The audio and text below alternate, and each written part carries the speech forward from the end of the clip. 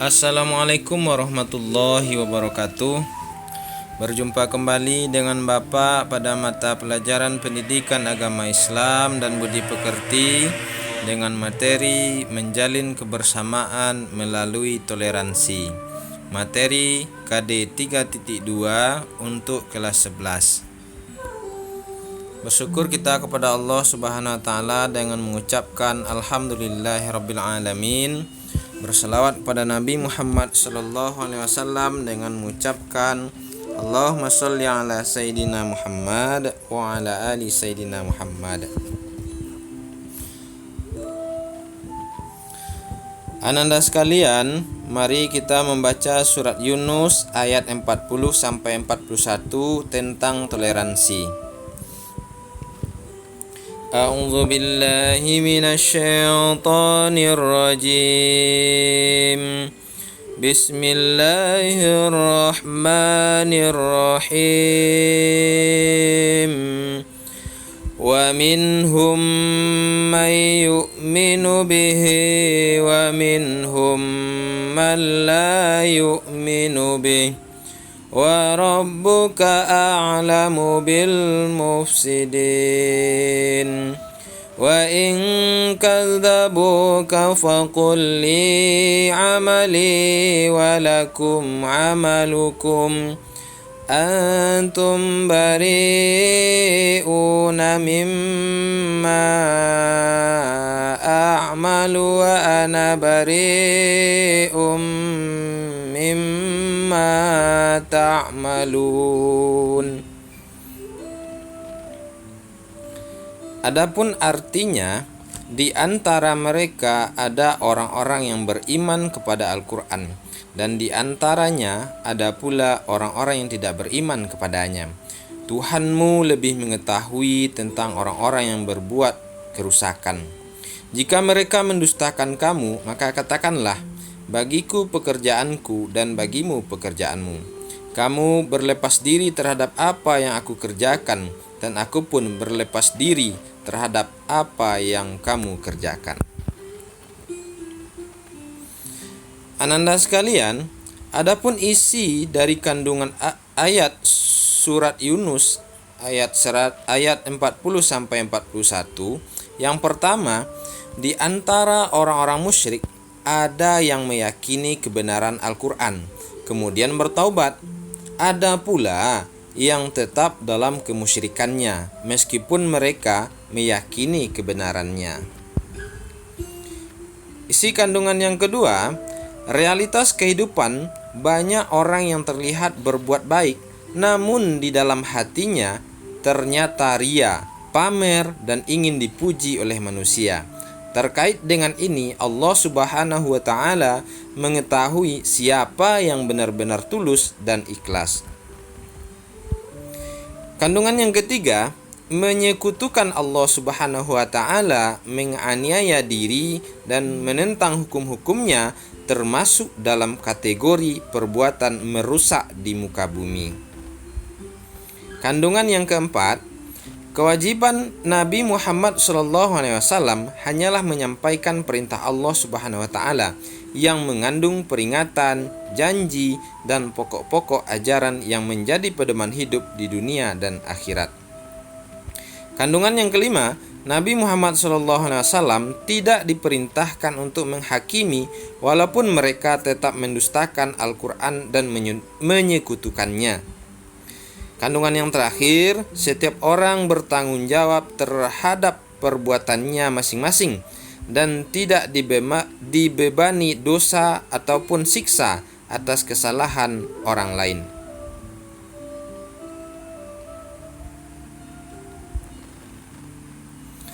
Ananda sekalian, sikap yang mencerminkan dari surat Yunus ayat 40 sampai 41 tentang toleransi. Yang pertama, menjadikan Al-Quran sebagai pedoman hidup dan peringatan untuk selalu bertobat kepada Allah Subhanahu wa taala. Sikap kedua, berusaha melakukan perbaikan dan kemaslahatan serta menjauhi perbuatan yang mengakibatkan kerusakan di muka bumi. Sikap ketiga, tetap bersemangat dan tidak berputus asa dalam berdakwah, karena kita hanya pemberi peringatan, bukan pemaksaan, dan bukan pemberi sanksi atas kekafiran mereka. Sikap keempat, tetap menjaga kesopanan dan kesantunan dalam bertutur kata dan bertindak. Sikap kelima, orang beriman harus tegas dan berpendirian teguh atas keyakinannya. Ia tegas meskipun hidup di tengah-tengah orang yang berbeda keyakinan dengan dirinya. Ananda sekalian, berikut kajian hadis tentang toleransi. Bismillahirrahmanirrahim. An Abdillah bin Amru wa radhiyallahu anhu qala Rasulullah sallallahu alaihi wasallam, khairul ashabi 'indallah khairuhum li sahibihi wa khairul jirani indallahi khairuhum li jarihi, rawahu Tirmizi. Artinya, dari Ibnu Umar reda Allah kepadanya, sesungguhnya Rasulullah Shallallahu Alaihi Wasallam bersabda, sebaik-baik sahabat di sisi Allah adalah yang paling baik di antara mereka terhadap sesama saudaranya, dan sebaik-baik tetangga di sisi Allah adalah yang paling baik di antara mereka terhadap tetangganya. Adapun pengertian toleransi, di Indonesia, ananda sekalian, ada beragam agama. Di antaranya ada Islam, ada Protestan, ada Katolik, ada Hindu, ada Buddha, ada Konghucu. Nah, disinilah pemahaman kita tentang toleransi. Sebagaimana yang perlu kita ketahui bahwasanya menurut Ensiklopedia Indonesia, kata toleransi berasal dari bahasa Latin tolerare, yang artinya menanggung atau menahan. Sedangkan makna dalam konteks pergaulan bermasyarakat adalah sikap membiarkan orang-orang mempunyai keyakinan lain dan menerima kenyataan tersebut, karena mengakui hak kebebasan setiap orang dalam hal keyakinan. Itulah yang dimaksud dengan toleransi. Adapun batas toleransi, menurut Said Aqil Al-Munawwar menyampaikan batas-batas toleransi dalam pergaulan hidup umat beragama.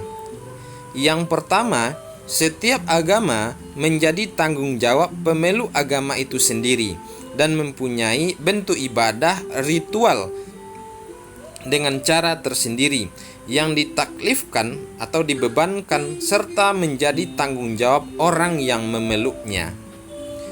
Batasan kedua, toleransi dalam pergaulan hidup umat beragama bukanlah toleransi dalam masalah-masalah ibadah, melainkan perwujudan dari sikap keberagamaan dalam pergaulan hidup terhadap orang-orang yang tidak seagama dalam masalah-masalah kemasyarakatan atau kemaslahatan umat. Adapun tuntutan toleransi, melalui toleransi, pluralitas, dan perbedaan dipandang sebagai sunnatullah yang tidak pernah berubah. Sebab itu, toleransi menuntut adanya sikap saling memahami dan saling menghargai, sebagaimana yang diamanahkan oleh Allah Subhanahu wa taala dalam surat Al-Hujurat ayat 13. Ananda sekalian, adapun prinsip hidup dalam toleransi. Yang pertama, prinsip keberagamaan itu biasa, yaitu kemajemukan menjadi hal yang lumrah dan tidak perlu diperdebatkan ataupun dipertentangkan. Ini prinsip yang pertama. Perbedaan itu adalah hal yang lumrah. Adapun prinsip yang kedua, kesetaraan itu biasa, yaitu pandangan yang mengakui semua kelompok yang ada sebagai mitra dan karenanya setara. Semua kelompok mempunyai peluang yang sama untuk hidup dan membiarkan yang lain pun hidup. Adapun prinsip yang ketiga, sahaja dalam keragaman, yaitu sikap menengah objektif yang mengantarkan pada kedewasaan berpikir dan bertindak dalam merespon keragaman. Ananda sekalian, perlu kita renungkan contoh toleransi dalam kehidupan Rasulullah SAW.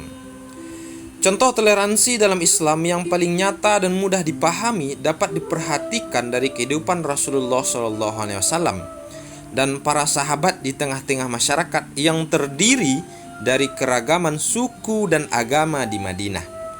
Ketika Rasulullah SAW sampai di Madinah, beliau melihat kenyataan bahwa penduduknya bukan hanya kaum muslimin, tetapi juga para pemeluk agama lain, terutama orang-orang Yahudi, Nasrani, dan kaum paganis atau para penyembah berhala. Melihat kondisi demikian, beliau segera mengambil langkah besar untuk mempersatukan seluruh elemen masyarakat Adnan agar sama-sama menjaga keutuhan kota dengan cara mengadakan perjanjian damai di antara mereka. Perjanjian tersebut dikenal dengan nama Piagam Madinah. Ananda sekalian, kita lanjut pada materi berikutnya, etika pergaulan dan menjaga kerukunan. Mari kita tetap menjaga stabilitas keragaman untuk mewujudkan kerukunan. Pengertian kerukunan, sikap netral dalam rangka mewujudkan kehidupan yang serasi, seimbang, dan harmonis dengan tidak membedakan pangkat, kedudukan sosial, ekonomi, ras, suku, dan perbedaan agama.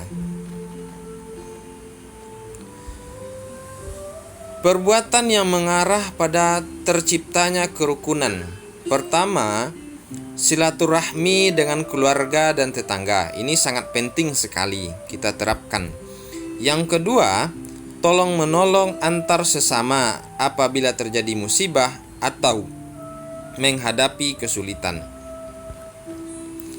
Yang ketiga, menghormati dan menaati aturan-aturan yang dibuat selama tidak bertentangan dengan syariat Islam. Yang keempat, saling menyayangi dan mengasihi antar sesama. Itulah perbuatan yang dapat mengarahkan agar terciptanya kerukunan di lingkungan kita masing-masing. Adapun contoh konsep kerukunan umat beragama, pertama, kerukunan intern umat beragama, yaitu mewujudkan kerukunan umat seagama dengan berkasih sayang sesama muslim, senada dalam berpikir, serta seirama dalam melangkah untuk mencari karunia dan keridaan Allah Subhanahu wa Ta'ala. Konsep ketiga, kerukunan antar umat beragama.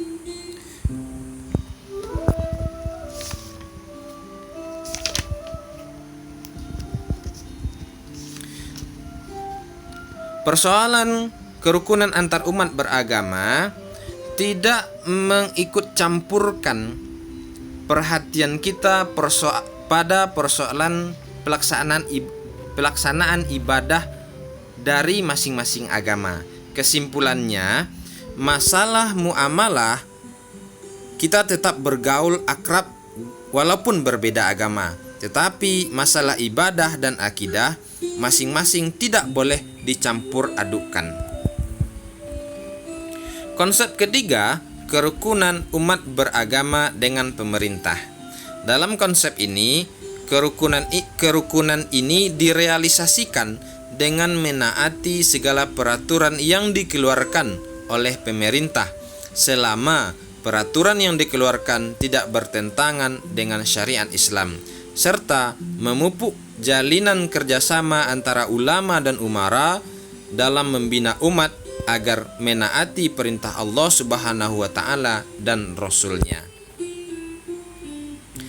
Ananda sekalian, tentunya kerukunan itu mendatangkan manfaat.